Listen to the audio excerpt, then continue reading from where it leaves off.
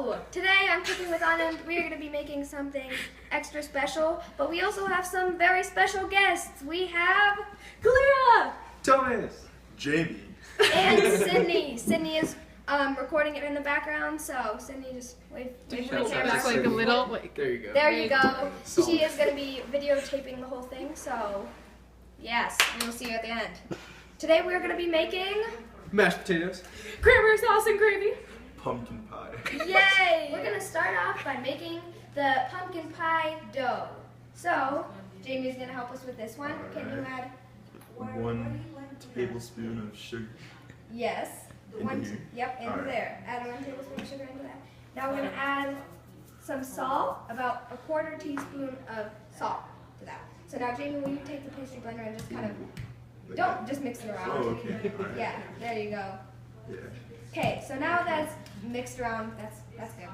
We're gonna add the butter. That was chilled butter. It just came out of the freezer, and now Thomas, using the pastry blender, just I'm Jamie. you're Jamie. My bad. Jamie, using the pastry blender, will you just rock it back and forth? Oh, Put some pressure on it. like this.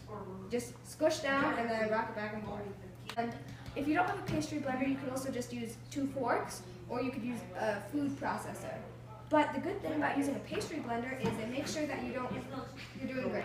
Make sure that you don't cut the butter. If you use a food processor, you might overcut the butter into the dough, and the butter particles are too insignificant to make the pie dough nice and flaky. So we are going to start forming the dough now. So Jamie has wonderfully cut up the butter into small pea-sized pieces into the dough. And the reason we want to do that rather than just creaming the butter into the dough or melting it into the dough is because when the butter melts in the oven, it forms little heat pockets that make it really flaky and crispy. So that's why you do that. Now we're going to add ice cold water so it doesn't melt the little butter chunks. And we're going to just add 3 tablespoons first, and Jamie's gonna mix that up in. By the way, there was 1 plus 3/4 cups of flour plus 2 tablespoons. So 1 3/4 cups plus 2 tablespoons of flour. Seems like a very odd amount, but that's what makes it work. Nicely kneaded this dough, and once it starts to come together, get your hands in there and start kneading it as Jamie has done. And once it forms a nice dough and you've added enough water, put it on some plastic wrap and cover it. And we are going to chill this for an hour. Okay, so now Jamie has rolled it out to a nice shape, and it's between 1/4 and 1/8 of an inch is what you want with it. And So we're thinking, we're like, okay, so what's Thanksgiving without mashed potatoes? yes. So right here we've got our russet potatoes, and we made sure they're extra large so we can get a good quantity of our mashed potato. Yeah. And we will be back right after we peel these. And we used extra large potatoes, and so we only needed 3, but if you have a medium-sized potato, use maybe 4 instead, or maybe even 5 if you have like a small one. And yeah, just peel them, and Yukon Golds or russet potatoes are the best types because those have the highest quantity of starch, which means they'll be the stiffest and they can absorb the most liquid. So we'll be back. Now we're going to make some gravy for the mashed potatoes with Kalia. Hi! This is just going to be a regular vegetarian gravy, and you will need 1 2-cup can of vegetable broth, which is 480 milliliters. You also need 2 tablespoons of butter, which I'm going to put in the pan, 2 tablespoons of oil, flour, and some seasoning. So the first thing we want to do is, we want to melt the butter, 2 tablespoons of butter with 2 tablespoons of oil. And Kalia, will you use this and stir the butter around as it melts?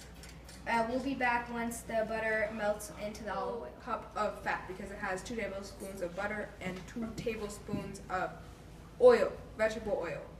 So now we're going to add a 1/4 cup of flour to it. And yes, she's going to put that spatula away, grab the whisk. And she's going to be whisking this really well while I add the flour in so it doesn't clump up. And stir it all around. And this is a roux. And so you want to cook the flour and fat until it's nice and golden brown. A roux is it's a French method of thickening many sauces. So gravy is actually kind of French, which kind of blows my mind, but yes. So this is going to help Because the thicken. French are healthy. Yes. True. We're going to use this to help thicken our sauce once we add the seasoning and vegetables. Okay, so we've diced up the potatoes and peeled them into 1-inch cubes. And they're nice and uniform. If they're not uniform, they're going to boil unevenly, and the mashing process won't be as easy. So now, Thomas, will you go fill this to the top with water? Sure. So just cover the potatoes with water. You don't want it all the way to the top of the pan, but you want it to be on top of the potatoes. Just the potatoes? Just the potatoes, so a little bit more. That looks good. So here we have the water. We're gonna put Just this. about that much water, by the way. Yeah, we're gonna put this on a medium-ish heat, and then we're gonna salt it on top with about a tablespoon of salt, and that will help break down the potatoes. And we're still stirring the gravy right here. Okay, and now for the gravy, that looks about done. It's a nice tan color, so now we're gonna add the vegetable broth. When you add the vegetable broth, it's going to steam up and seize a little bit. So you want to just add about a 1/4 cup, beat out all the lumps, and then add the rest in slowly after that. So here I'm gonna add it, and be clear because it's gonna steam up. Whisk it. So just add a little bit in and beat it so that there's no lumps there. And now slowly add in the rest. And now that it's added, we can reduce the heat to medium-low heat. There we go.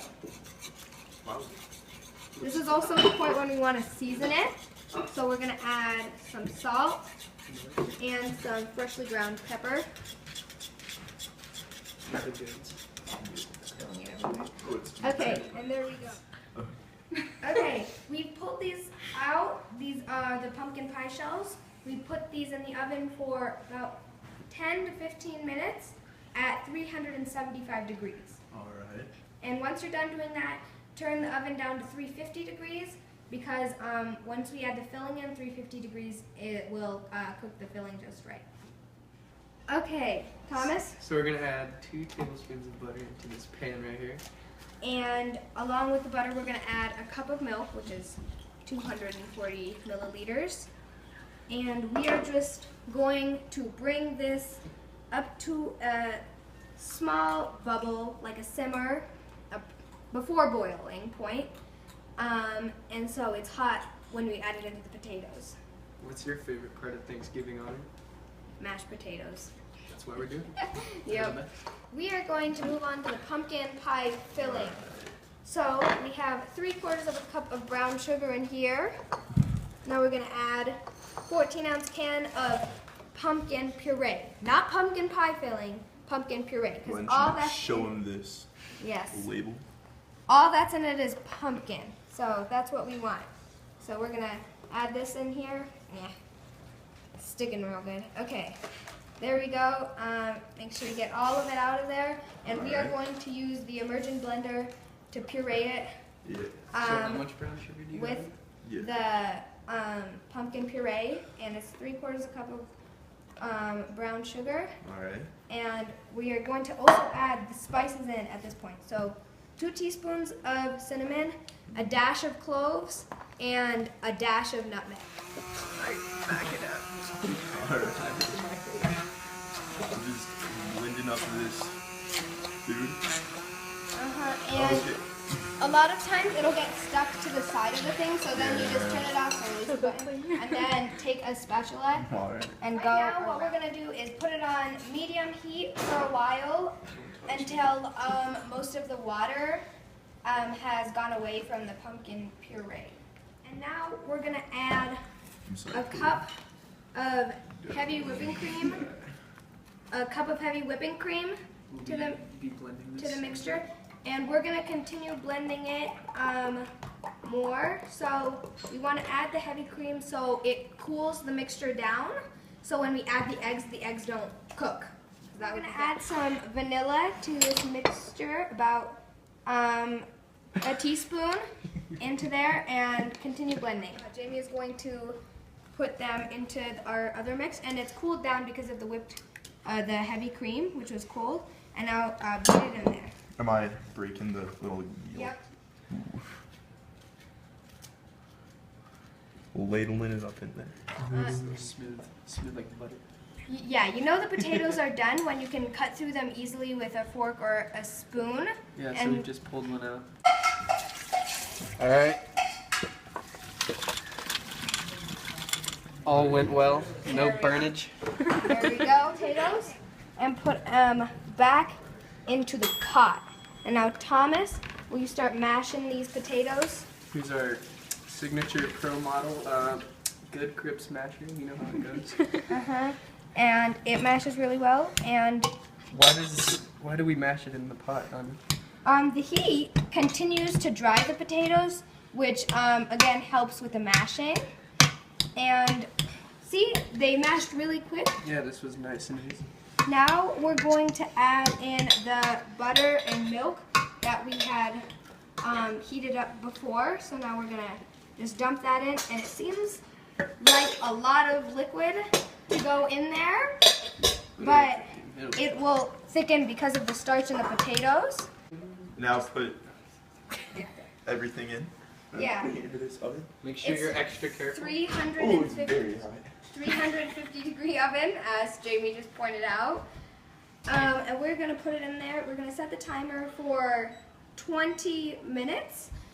While Anand's regathering his emotions for Thanksgiving, I'm just gonna throw this in here. Whoop! Yep, there You we got go.